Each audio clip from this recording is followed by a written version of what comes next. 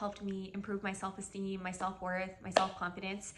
And I think when you have a good relationship with yourself, you honestly stop feeling like you need a lot of other things. And before I used to assume that I was such a like a go-getter person, and I had all these goals, and I kind of like when I just worked on just improving my relationship with myself, I was like, I'm just happy with myself. I feel good in my skin, and I want everyone to feel that way within themselves because I've had, feeling the exact opposite. And life feels really hard when you don't have your own back. You're not your own best friend. It's really, really challenging. It's like you're holding yourself back so much more. Like no other words from anybody else hurts as much as the relationship you have with yourself currently. It's like the most toxic relationship you have is the one with yourself.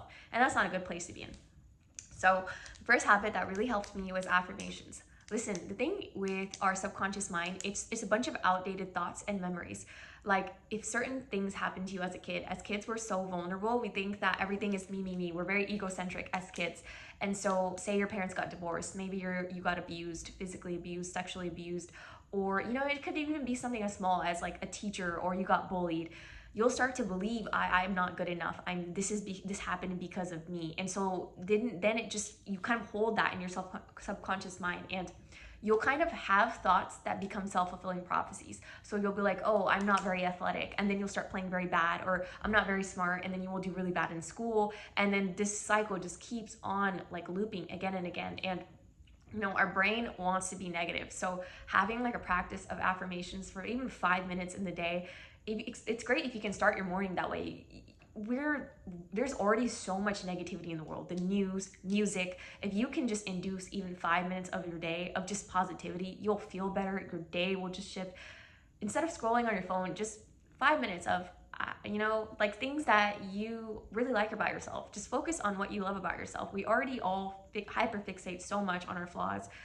Listen, I personally think that God is a perfect creator, and he creates perfect creation. The way that you are, your flaws are, it makes you you. Like I don't like people who are just so freaking perfect. Like I like people who have their flaws. It makes them them. I think it's really cool. The second habit that really changed my life was deleting social media.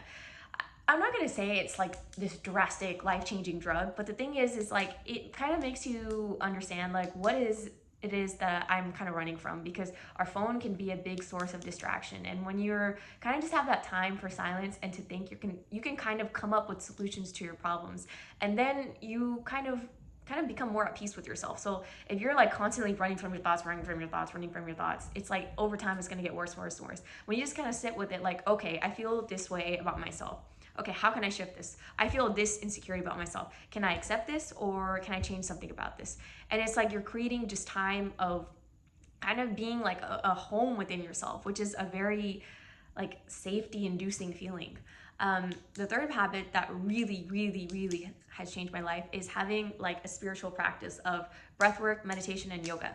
Breathwork is so healing because our body stores a lot of trauma and emotions. So for me, I didn't understand when I would do like the first 6 months I would do breath work, I would just cry every time after. And I was like, why is this happening? It's because our body stores a lot of trauma.